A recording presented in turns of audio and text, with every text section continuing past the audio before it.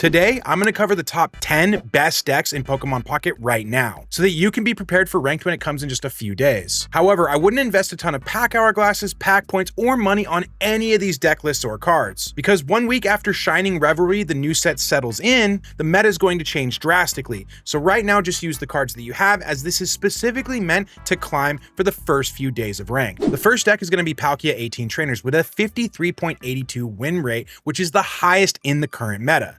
Now, this deck utilizes things like Misty and Irida because it takes advantage of that water energy, allowing you to immediately eliminate your opponent on turn 1 in some cases when you hit really good Misty flips. And if not, you can use Irida to stall until you do get enough energy with Palkia to wipe the board. The second deck is going to be Arceus Dialga. This deck has a win rate of 53.79%, the second highest in the entire metagame, and by far the most common deck you are going to see on day 1 of ranked. This deck utilizes both Arceus, Dialga Ramp, a slight Mew, and a slight Shaman, so that you can use Mew to counter things like Charizard, and you can use Shaman to stall and prolong the game. This deck also utilizes Giovanni's because it allows your Arceus to hit 4 thresholds necessary to eliminate certain threats that are out there in the current metagame. The third deck is going to be another 18 Trainers deck, except this one's surrounding Articuno, right? This happens to be one of the original 18 Trainers decks. Again, this utilizes Misty and Irida in the same way that Palkia does, but this deck tends to be a little bit more consistent than Palkia 18 Trainers. However, Palkia 18 Trainers still withholds a higher win rate because it has a higher damage cap versus Articuno. Palkia can hit for 150 right away if a Misty flips are good, and Articuno cannot. For number 4, we have Arceus Exeggutor. This one's really amazing. It allows you to utilize Carnivine and Erika's, so you can stall while building up your Arceus in the back by having a low energy investment in both Exeggutor and Carnivine that'll sit in your front line, hitting for tons of damage. Then, once you're ready, you can bring Arceus to the front and swing for huge damage once your bench has filled up. For number 5, and this one's going to come as no surprise, it's going to be Rampardos Lucario. Now, this deck is absolutely amazing. It's been crushing it in the tournaments, taking first place really often. I don't know how good this is going to be when the Shining Revelry meta sets in, because this is currently the #1 counter to the Arceus Dialga meta. However, that being said, this deck also uses no EX Pokemon, so they're going to have to take out 3 of your Pokemon to take a win against you, which is an extreme advantage in this deck, also making it a lot more free-to-play friendly than some of the decks that have a ton of EX Pokemon. For number 6, we have Gyarados Origin Form Palkia. This isn't one that you're seeing as often, but is just as lethal as the decks mentioned above.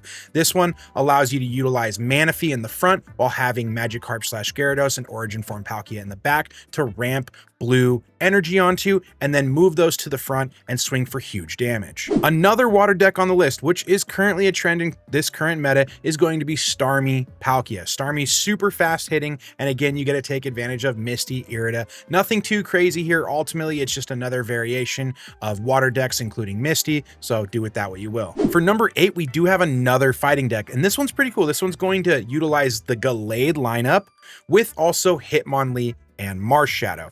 This deck is kind of similar in the sense to our Rampardos Lucario, in which it does counter a lot of the metagame, although I would argue that Gallade is more likely to counter more of the metagame and more of the future metagame than Rampardos Lucario. For number 9, we have Arceus Darkrai Crobat. Now, this one's really awesome because once your Arceus is ready to be up and running, your Druddigon will pull to the back, your Arceus will step out front, your enemy will be weakened from slamming into Druddigon and likely taking hits from Crobat if you've been hitting that evolution line, and then while you're swinging with Arceus, you can ping the active Pokemon with Crobat and ping the active Pokemon with Darkrai. The other benefit is that if maybe you run into something like a fighting type matchup, instead of bringing Arceus to the front line, you can bring Darkrai to the front line, which ultimately gives you a lot of flexibility with this deck. And for our number 10, our last deck, this is going to be another really free-to-play friendly deck that's super easy to build compared to the ones mentioned before, and that is going to be Skarmory Magnezone. Now, this one was meta the month prior, the set prior, but is still extremely strong to this day and may get even stronger